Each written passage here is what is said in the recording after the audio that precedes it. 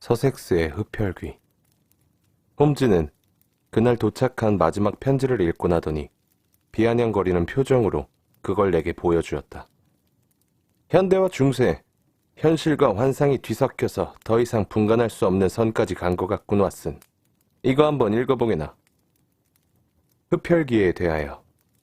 우리 법률사무소의 고객인 자동차 도매상 로버트 퍼커슨 씨가 흡혈귀에 대한 질문을 해왔습니다. 그런데 우리는 기계에 대한 자문을 전문적으로 하는 회사이기 때문에 거기에 대해 뭐라고 대답을 해줄 수가 없었습니다. 그래서 퍼거슨 씨에게 선생님을 만나보는 게 좋을 것 같다고 말했습니다. 마틸다 브릭즈 사건을 시원하게 해결하신 선생님의 놀라운 실력을 잘 알고 있기 때문입니다. 그럼 안녕히 계십시오. 11월 19일 올드 주리 46번지 모리슨 앤 도드 법률사무소 대표 EJC. 마틸다 브릭즈는 젊은 여자 이름이 아니었다네, 왓슨. 홈즈가 그때 일을 떠올리며 말했다. 수마트라 섬의 커다란 쥐와 관련된 배 이름이었지. 아직 세상에 알려지지 않은 이야기야. 그런데 흡혈귀에 대해서는 아는 게 없는데? 그럼 뭐라도 알아봐야겠군. 가만히 있는 것보다는 그게 낫겠지. 한데 마치 그림 형제의 요정 이야기 같지 않나, 왓슨? 거기 V자 칸을 좀 찾아보게. 나는 앉은 채 팔을 뻗쳐 커다란 색인 장부를 꺼냈다. 홈즈는 평생 동안 수집해온 정보자료와 지난 사건들을 기록한 장부를 무릎 위에 펼쳐놓고는 회심에 젖어 한 장씩 들춰보았다. 글로리아 스코토의 항해, 정말이지 골치 아픈 사건이었어. 왓슨, 자네도 이 사건을 기록한 것 같은데 결과가 안 좋게 끝났었지. 위조범 빅터 린치, 독두머뱀, 이것들 역시 대단한 사건이었어. 서커스 소녀 빅토리아, 금고털이와 밴더빌트, 북살무사, 해머스미스의 놀라운 정력. 참 별게 다 있네. 아, 이런 것도 있군. 헝가리의 흡혈귀, 트란실바니아의 흡혈귀. 그는 계속 페이지를 넘기더니 실망한 듯 그 두꺼운 장부를 내던져버렸다. 쓸데없는 짓이야, 왓슨. 쓸데없는 짓이라고. 아니, 무덤에서 나와 돌아다니는 요령들하고 뭘 어쩌겠다는 거야, 안 그래? 미친 짓거리지. 흡혈귀가 꼭 죽은 사람 중에만 있는 건 아니지. 산 사람들도 그런 부류가 있어. 늙은이가 회춘하려고 젊은 사람 피를 마신다는 얘기를 들은 적도 있었거든. 그렇긴 해, 왓슨. 그런 얘기들이 책에도 나와 있지. 그런데 우리가 그런 일을 맡을 필요가 있을까? 우리 탐정사무소는 두 반을 땅에 딛고 실제로 벌어지는 일만 다루고 있지 않은가? 이 세상에도 사건들이 너무나 많은데 언제 유령까지 다루겠나? 로버트 파커슨 씨의 문제도 그런 종류가 아니겠어? 이 편지는 그가 직접 쓴 것 같은데 무슨 단서라도 있는지 한번 보세. 홈즈는 두 번째 편지를 펼쳐들었다. 잠시 후 그의 얼굴에 미소가 번지더니 점점 열띤 호기심까지 떠올랐다. 다 읽은 그는 편지를 그대로 든 채 한동안 생각에 잠겼다. 램벌리의 치즈맨 집. 왓슨, 램벌리가 어디지? 생각에서 깨어난 그가 다짜고짜 물었다. 호시엄 남부 서섹스에 있는 지역이네. 그렇게 멀지 않군. 그럼 치즈맨 집은? 그 지방은 내가 잘 알아. 거기엔 조상들의 이름을 붙인 몇백 년 된 집들이 모여있지. 오클리 집이니 하비 집이니 캐린턴 집이니 하는 명칭을 달고 말이야. 자네도 들어본 적 있을걸? 조상들의 이름이 집과 더불어 살아가는 셈이지. 정확히 알고 있군. 홈즈가 냉소적으로 말했다. 자존심이 강하고 속마음을 털어놓지 않는 그의 성격에 한 단면을 내비치는 것이었다. 그는 어떤 새로운 것을 알게 되었을 때에도 상대방에게 미리 알고 있는 척했다. 일을 시작하기 전에 더 자세히 알아봐야겠어. 이 편지도 로버트 퍼커슨한테서 온 건데 자네를 알고 있다고 하네. 그가 세 번째 편지를 펼치며 말했다. 나를 안다고? 자, 읽어보게나. 편지엔 아닌 게 아니라 로버트 파커슨의 주소가 적혀 있었다. 홈즈 씨께 제 고문 변호사가 선생님을 추천해 주었지만 사건이 너무 미묘한 문제를 안고 있어서 의논하기가 상당히 어렵습니다. 이 사건은 사업상 알게 된 한 친구에게서 일어난 일입니다. 그는 질산염 수입 사업을 하다 알게 된 한 페루인의 딸과 5년 전에 결혼했습니다. 그녀는 미인이었지만 외국인인데다 종교가 달라 그들 부부는 늘 감정이 좋지 않았습니다. 그러다 보니 사랑도 점점 식어갔고 결혼 자체가 잘못됐다는 생각을 했지요. 그는 아내의 성격에서 절대로 알아낼 수도 없고 이해할 수도 없는 부분들이 있는 걸 발견했습니다. 그런데 그가 더 이해할 수 없는 건 아내가 그에게 매우 헌신적이라는 사실이었습니다. 하지만 상냥하고 온순한 성격의 아내에게서 갈수록 이상한 면이 드러나기 시작했습니다. 그는 이 결혼이 재혼이며 전 부인과의 사이에 아들이 한 명 있습니다. 지금 15살인 아들은 어렸을 때 사고를 당해 몸이 불편하지만 밝고 온순하게 자랐습니다. 그런데 그의 아내가 아무런 이유도 없이 그 아이를 2번이나 때렸다고 합니다. 회초리로 얼마나 세게 때렸는지 아이 가슴에 붉은 자국이 남아있을 정도입니다. 그러나 더 심한 것은 자신의 1살짜리 아이에게 한 행동이었습니다. 한 달 전쯤 유모가 잠깐 자리를 비운 사이 아기가 자지러지게 울어대는 것이었습니다. 그래서 놀라 방으로 뛰어들어온 유모는 기겁을 하고 말았습니다. 아기 엄마가 아기의 목을 물어뜯고 있는 것이었습니다. 목에서는 피가 흘러내리고 있었죠. 유모가 너무 무서워 주인 남자를 부르려 하자 그녀는 5파운드를 주면서 말하지 말아달라고 했다는 겁니다. 하지만 유모는 그때부터 아기 엄마를 감시하며 아기를 절대 혼자 두지 않았습니다. 아기 엄마 또한 유모가 잠시라도 자리를 비우기만을 기다리는 듯 했습니다. 밤낮으로 그녀는 기회를 엿보고 있었습니다. 마치 양을 잡아먹으려는 이리처럼 말입니다. 믿기지 않는 말이라고 생각하시겠지만 이건 정말 아기의 생명에 관한 중대한 문제이며 그 여자의 정신 상태의 심각성을 알리는 것입니다. 유모는 결국 아기 아빠에게 모든 걸 말하게 되었습니다. 그녀도 너무 신경을 쓴 나머지 기진맥진해 더 이상 버틸 수가 없었기 때문입니다. 그런데 아기 아빠는 아내가 평소 너무나 상냥하기 때문에 유모의 말을 믿을 수가 없었습니다. 그래서 도리어 유모에게 꿈꾸고 있느냐고 호통을 치며 자신의 아내를 정신병자 취급하는 건 용서할 수 없는 짓이라고 말했습니다. 그런데 그 얘기를 하는 동안 아기가 또다시 울부짖는 것이었습니다. 그래서 둘은 아기 방으로 뛰어들어갔지요. 홈즈 씨, 아기 옆에서 막 일어나는 아내의 얼굴과 아기의 찢겨진 목에서 흘러내린 피가 시트를 적시고 있는 그 광경을 한번 상상해 보십시오. 그녀의 입가엔 당연히 피가 묻어 있었죠. 아기의 피를 빨아먹은 것이었습니다. 남편은 공포에 질려버렸죠. 유모가 말한 사실을 그는 확인을 하게 되었습니다. 그의 아내는 지금 방에 갇혀 있고 그는 미쳐버릴 지경입니다. 그 친구와 저는 흡혈귀에 대해 아는 게 거의 없습니다. 그저 지어낸 이야기로만 생각하고 있었습니다. 그런데 영국 서섹스 지방 한복판에서 그런 일이 일어났습니다. 더 자세한 얘기는 내일 아침 선생님을 만나 직접 말씀드리겠습니다. 시간을 내주시기 바랍니다. 그 가련한 친구를 위해 선생님의 실력을 발휘해 주시면 고맙겠습니다. 램벌리의 치즈맨 집 퍼거슨에게로 정보를 보내주십시오. 시간 되시면 내일 아침 10시까지 찾아뵙도록 하겠습니다. 그럼 안녕히 계십시오. 로버트 퍼거슨. 출신 왓슨 박사가 블랙이스 럭비팀 선수로 활약할 당시 저는 리치먼드 팀에서 3쿼터로 뛰었습니다. 이게 제가 할 수 있는 유일한 제 소개입니다. 아, 기억나네. 키가 큰 리치먼드 팀의 대표적인 3쿼터였지. 성격이 참 좋은 친구였어. 내가 말했다. 홈즈는 골똘히 생각에 잠겨 나를 쳐다보며 머리를 흔들었다. 왓슨, 자네는 아직 밖으로 드러나지 않은 무한한 가능성이 있어. 정보를 보내주기나 당신의 사건을 막겠습니다. 하고 말이야. 당신의 사건이라고?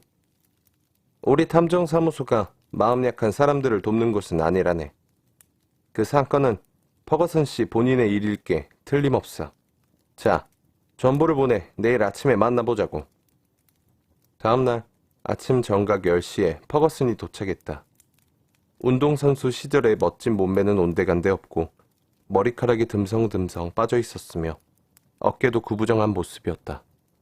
예전의 그를 떠올리자 연민의 감정이 들 정도였다. 그러나 목소리는 활기가 넘쳤다. 오랜만이네 왓슨. 자네도 많이 변했군. 내 모습 많이 변했지? 그래. 이 사건이 일어나기 이틀 전부터 확 늙어가는 것 같네. 홈즈 씨, 전보 잘 받았습니다. 친구 일인 것처럼 꾸몄지만 선생께서 눈치채셨으리라 생각합니다. 사건의 주인공과 직접 얘기하는 게 훨씬 도움이 됩니다. 홈즈가 말했다. 물론 그러시겠죠. 하지만 아내를 지키고 도와줘야 하는 제 입장도 있는 것 아니겠습니까? 어떻게 해야 할까요? 이런 이야기를 경찰서에 가서 할 수도 없지 않습니까? 홈즈 선생님, 아내가 미친 걸까요? 아니면 피 속에 이상한 물질이 흐르고 있는 걸까요? 혹시 이런 비슷한 일을 다뤄본 적이 있습니까? 저를 좀 도와주십시오. 어떻게 해야 할지 모르겠습니다. 잘 알겠습니다, 버거슨 씨. 좀 앉으셔서 제가 묻는 질문에 천천히 대답해 보세요. 난 지금 정신이 멀쩡하니까 분명히 해결책을 찾을 수 있을 것으로 봅니다. 우선 말씀해 보세요. 그런 일이 있은 다음에 당신은 무슨 일을 하셨죠? 그리고 당신 아내가 지금 아이들과 같이 있습니까? 네, 정말 무서웠습니다. 하지만 제 아내는 저를 온 마음으로 사랑하는 그런 여자입니다. 그래서 제가 그 끔찍한 비밀을 알아버린 게 아내로서는 칼로 가슴을 찌르는 듯한 고통을 느낀 겁니다. 제가 물어보고 다그쳐도 대답하지 않고 그냥 멍하니 절망에 빠진 눈빛으로 쳐다보더군요. 그러고는 방으로 뛰어들어가 문을 잠갔습니다. 그 후로는 저를 안 보려고 합니다. 그녀는 결혼 전부터 한혈하기보다는 친구 같은 사람인 돌로레스와 함께 있습니다. 그녀가 아내에게 식사를 챙겨주고 있어요. 그럼 아기는 안전한가요? 네, 유모가 늘 곁을 지키고 있죠. 그녀는 정말 믿을 만한 사람입니다. 저는 불쌍한 잭이 오히려 걱정됩니다. 아내가 그 아이를 2번이나 때렸으니까요. 아이가 다리를 절기 때문에 방어도 못하고 정말 두렵습니다. 퍼거슨 씨는 아들 이야기를 하며 표정이 잠시 누그러졌다. 그 아이 모습을 보면 마음이 측은해집니다. 어렸을 때 높은 곳에서 떨어져 척추를 다쳤거든요. 하지만 마음은 한없이 고운 애예요. 홈즈는 퍼거슨이 어제 보내온 편지를 다시 집어들었다. 집에 다른 사람은 더 없습니까? 하녀가 2사람 있는데 근래에 새로 들어왔어요.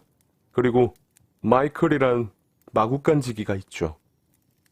결혼할 때 아내에 대해 잘 알고 계셨나요? 몇 주일 사귀다가 결혼했습니다. 돌로레스는 당신 아내와 언제부터 아는 사이죠? 꽤 오래됐을 겁니다. 그럼 그녀가 당신 아내에 대해 당신보다 더 잘 알겠네요? 그렇겠죠? 홈즈는 뭔가를 노트에 적었다. 램벌리로 가보는 게 좋을 것 같군요. 제가 따로 조사할 게 있어서요. 당신 아내가 우리를 보면 불편해할지 모르니까 근처 호텔에서 묵겠습니다. 홈즈 씨, 그렇게 마음 써주셔서 정말 감사합니다. 빅토리아 역에서 2시 기차를 타시면 됩니다. 그의 얼굴이 조금 환해졌다. 그런데 가기 전에 다시 확인해야 할 게 있는데, 그러니까 그녀는 당신 아이와 그녀의 아기 모두를 다 해치고 있는 거 맞죠? 그렇습니다. 그런데 해치는 방법이 다른 거죠? 당신의 아들은 때렸죠? 네, 회초리와 손으로 미친 듯이 때렸습니다. 이유도 없이요? 그 아이가 싫다고 하더군요. 그 말을 몇 번이나 했습니다. 계모니까 그런 경우가 흔히 있죠. 전 부인에 대한 질투 때문이라고 할 수 있죠. 부인이 원래 질투심이 강했나요? 네, 아주 강했어요. 더운 지방 사람들의 기질인 것 같습니다. 아들이 15살이라고 했는데 그 나이면 눈치는 다 있는 나이일 텐데요. 아이가 매를 맞고 아무 말도 안 했습니까? 왜요? 했죠. 아무 이유도 없이 그냥 때린다고 했어요. 보통 때는 두 사람이 잘 지냈습니까? 아니요. 전혀 애정이 없었습니다.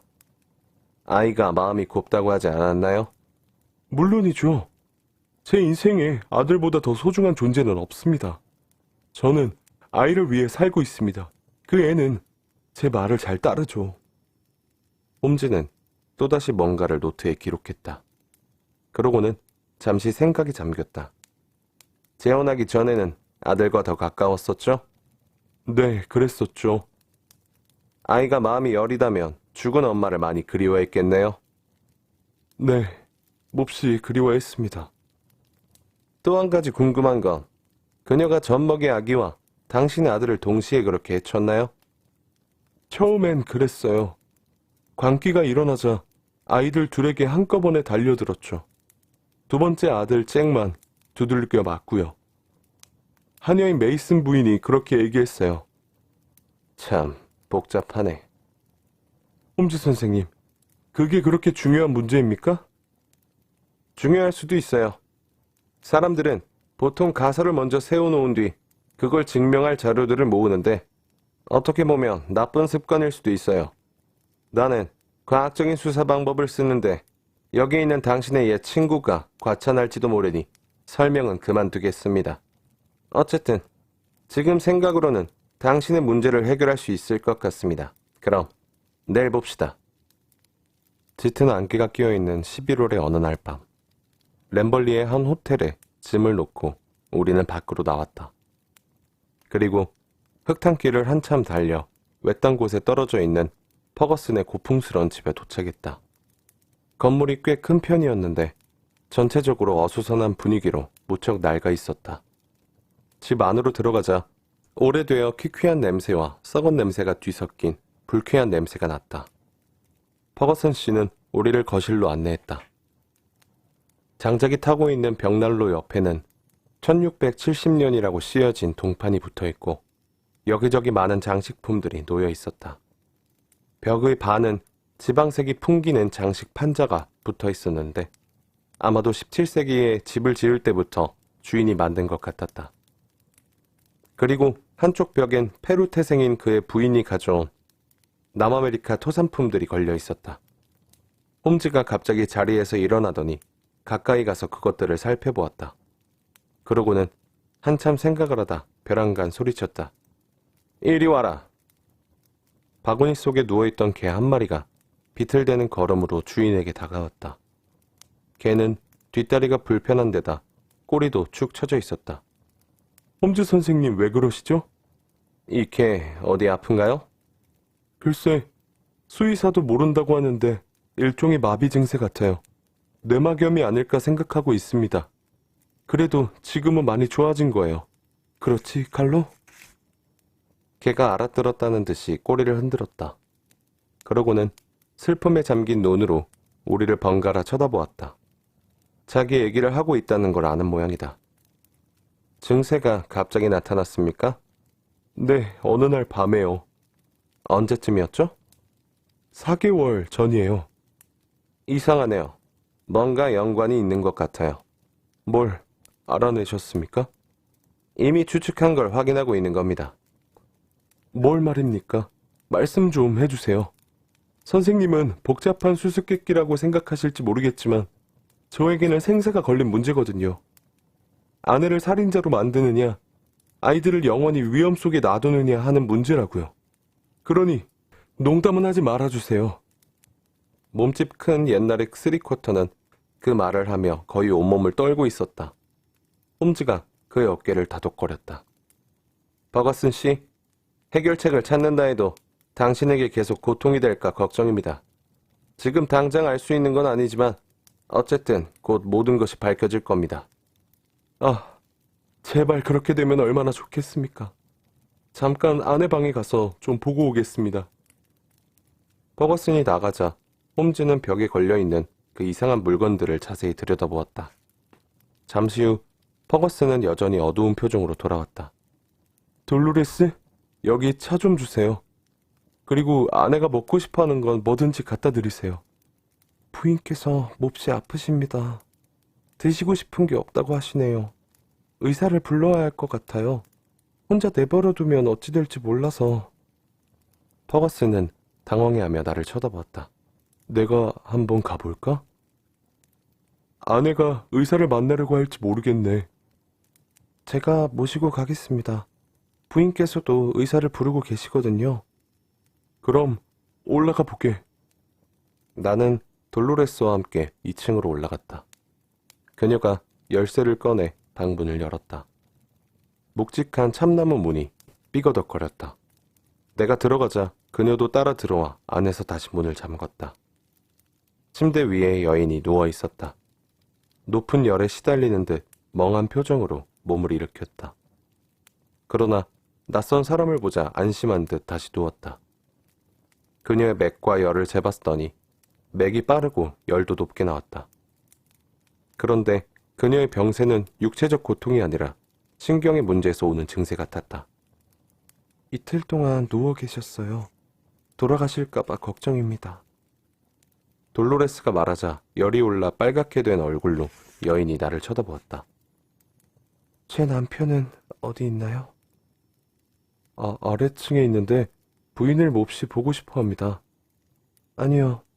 저는 그를 만나고 싶지 않아요. 절대로요. 악마 같으니. 그런 악마에게 무슨 말을 할 수 있겠어요?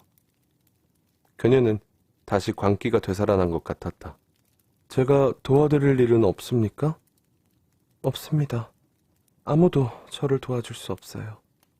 모든 게 다 끝나고 말았죠. 제 인생은 끝났습니다. 모든 노력이 수포로 돌아갔어요. 여인은 계속 환각 상태에 빠져 있는 것 같았다. 착한 남편을 악마라고 하는 걸 봐도 그랬다. 부인, 남편은 부인을 몹시 사랑하고 있습니다. 그는 지금도 너무나 큰 슬픔에 빠져 있어요. 그녀는 나를 쳐다보았다. 그가 저를 사랑하고 있는 건 잘 알고 있어요. 저 또한 그를 아프게 하느니 차라리 저 자신을 희생해버리고 싶을 만큼 그를 사랑하고 있지요. 그런데 그가 저한테 그런 말을 한다는 건 너무 충격받아 제대로 이해하지 못하고 있는 건 아닐까요? 그럴지도 모르죠. 하지만 그는 저를 믿지 않았어요. 남편을 만나시겠어요? 아니요. 그가 저한테 퍼부은 그 끔찍한 폭설들을 잊을 수가 없어요. 2번 다시 그를 보고 싶지 않습니다. 그만 가주세요. 선생님은 저를 도와줄 수 없어요. 한마디만 그에게 전해주세요. 아기를 보고 싶다고. 저는 제 아기를 볼 권리가 있다고 말이죠. 그녀는 말을 마치고는 벽 쪽으로 몸을 돌려버렸다.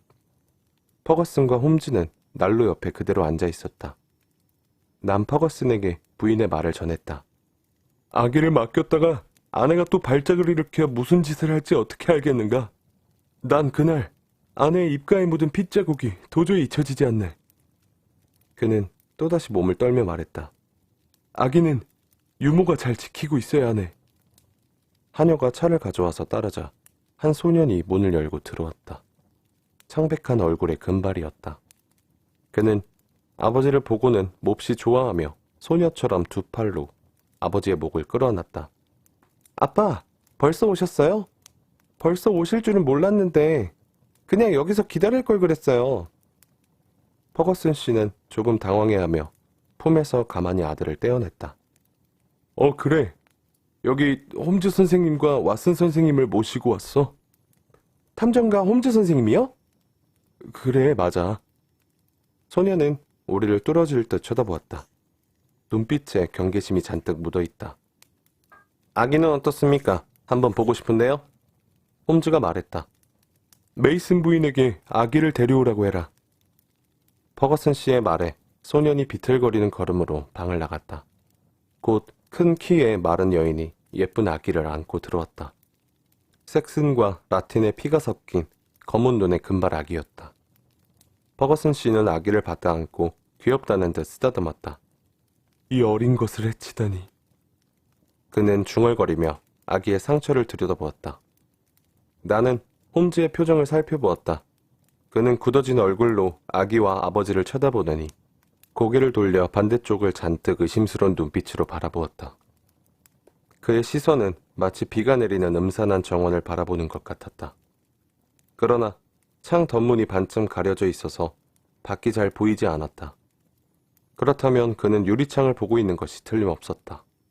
그는 미소를 지으며 다시 아기를 바라보더니 가까이 다가가 목에 난 상처를 자세히 들여다보았다. 그러고는 아기의 손을 잡고 흔들었다. 잘 있어, 아가야. 세상에 나오자마자 큰 고통을 받는구나. 메이슨 부인, 잠시 얘기 좀 할까요? 홈즈는 그녀 곁으로 조용히 다가가 몇 마디 했다. 그런데 마지막 말이 얼핏 들렸다. 걱정하지 마세요. 모든 게 잘 풀릴 겁니다. 예민하고 조용한 성격의 유모가 아기를 안고 방을 나갔다. 메이슨 부인은 어떻습니까? 얼른 봐서 인상이 그리 좋은 편은 아닌데 마음씨는 아주 좋은 사람입니다. 헌신적으로 일하고 있죠. 잭, 너도 유모를 좋아하니? 홈즈가 묻자 소년의 얼굴이 금방 어두워지며 고개를 저었다. 잭, 이제 나가 있어라. 퍼거슨이 아들에게 말했다. 그러고는 아들이 완전히 멀어질 때까지 애정어린 눈빛으로 바라보았다. 홈즈 선생님, 괜한 일을 부탁드린 것 같습니다. 너무 복잡하고 미묘한 일이라 선생께서도 다루기 힘든 사건인 것 같아서요. 물론입니다. 하지만 그렇게 복잡한 문제는 아니에요. 여기 오기 전에 모든 추리를 해봤고 지금은 확인을 하고 있는 중이죠. 그렇다면 다 알고 계시면서 왜 말씀을 안 해주시는 겁니까? 전 가슴이 조여서 더 이상 참기가 힘듭니다. 선생께서 어떻게 그 진실을 아셨는지는 말씀 안 하셔도 좋습니다. 말씀드릴 수 있어요. 그리고 그 과정도 얘기해드릴 수 있습니다. 내 방식대로 일을 해도 되겠죠? 왓슨, 부인을 만날 수 있을까? 열은 있지만 정신은 말짱하니 상관없어. 그럼 부인 있는 데서 일을 정리하세. 자, 메이슨 씨, 함께 올라가시죠. 아내는 저를 안 볼 겁니다. 아니요, 만날 거예요. 홈즈가 말했다. 그러면서 종이에 뭔가를 적었다.